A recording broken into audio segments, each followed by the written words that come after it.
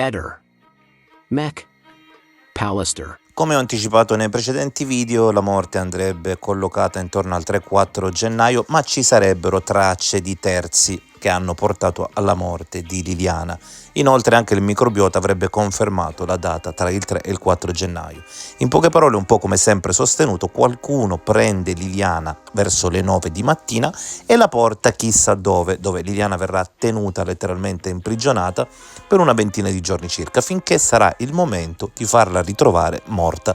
Come muore durante la prigionia resta un mistero, potrebbe anche essere morta involontariamente mentre veniva tenuta sequestrata. Quello che però è certo è che se tu tieni Liliana imprigionata sapendo che fare trovare un corpo ti può far finire dentro, non lo fai ritrovare questo corpo. Allora se fai ritrovare il corpo deve avere un motivo preciso per il quale fai ritrovare il corpo, e noi sappiamo che poche persone avevano un motivo preciso per far ritrovare il corpo.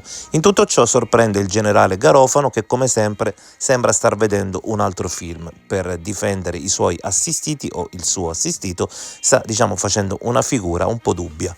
Il mistero che circonda la morte di Liliana Resinovic potrebbe finalmente avere una svolta decisiva. Nuove lesioni, attribuibili a una terza persona, sono state scoperte sul corpo della 63enne durante la seconda autopsia, portando a una possibile riapertura del caso che ha tenuto l'Italia con il fiato sospeso. Questo nuovo sviluppo è emerso dalla relazione peritale, la quale suggerisce che le ferite, precedentemente trascurate, sono ora ritenute fondamentali per comprendere le circostanze della sua tragica scomparsa avvenuta il 14 dicembre 2021 e del ritrovamento del cadavere avvenuto il 5 gennaio 2022. Secondo quanto riportato dal quotidiano Il Piccolo, le lesioni non erano state rilevate in un primo esame, ma sono state evidenziate nella recente analisi. Questo porta a riconsiderare l'ipotesi che il decesso di Liliana non sia stato un incidente, ma piuttosto il risultato di un omicidio. L'attenzione si concentra ora sulla perizia medico-legale, i cui dettagli saranno resi pubblici entro il 15 dicembre. Nel frattempo, si continua a speculare su quanto possa essere accaduto a questa donna, la cui vita è stata segnata da eventi drammatici. Le indagini sono in corso da tempo e la riesumazione del corpo di Liliana ha avuto come obiettivo principale quello di chiarire se la sua morte sia stata effettivamente causata da un intervento esterno. Gli esperti hanno ricevuto almeno 25 domande da esplorare attraverso l'autopsia, segno che le autorità sono determinate a scoprire la verità. Se le nuove evidenze venissero confermate, potrebbe rappresentare una svolta cruciale nel caso Resinovic, un caso che, come ho discusso nei miei canali YouTube, ha sempre sollevato dubbi sulla sua reale natura e sulle circostanze che ne hanno portato alla tragica conclusione. Gentili ascoltatori, buona giornata a voi tutti da Sensi Valocchi.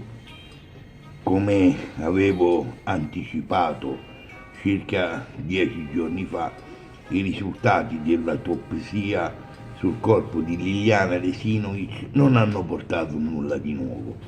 Ora che è uscita la notizia ufficiale direttamente dalle persone che hanno fatto l'autopsia, questo conferma quanto dichiarò il Sensitivo Locchi circa 20 giorni fa, che l'autopsia appunto non aveva trovato nulla, non cambiava nulla rispetto a quando trovarono il corpo, che fecero appunto l'autopsia. Io spero che con questa seconda autopsia si possa mettere fine finalmente alla faccenda di Liliana, che possa riposare in pace, ma soprattutto che possa essere lasciato in pace Sebastiano, in quanto Sebastiano Visintin non è un assassino, non è un killer, non ha ucciso nessuno e ha tutto il diritto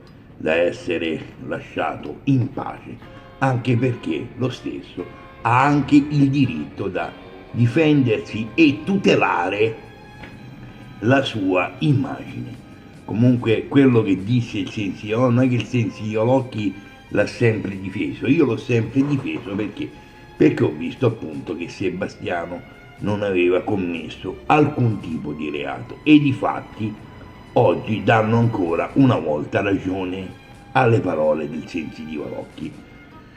Ora signori vorrei spendere 2 minuti per dire io ho trovato questa bottiglia antica che è sicuramente ha oltre 50 anni di età, sicuramente forse anche cosa di più. Sto cercando qualche collezionista che sia disposto, questa non è una bottiglia, è un'anfora, che sia disposto a indicarmi la data e il valore. Questa è una bottiglia è un'anfora col vino rosso che sicuramente ha oltre 50 anni di età. Il sensitivo Rocchi quest'anfora la vorrebbe vendere, ecco, volevo venderla e niente, io lancio un appello appunto tramite Etere a questo canale, se siete interessati e volete anche darmi una vostra indicazione potete chiamarmi al 331 5793 986, questo è il mio numero di servizio. Di nuovo amici, un buon proseguimento di giornata a voi tutti dal sensitivo Rocchi di Civitavecchia. Ehi, non dimenticare di iscriverti a questo canale.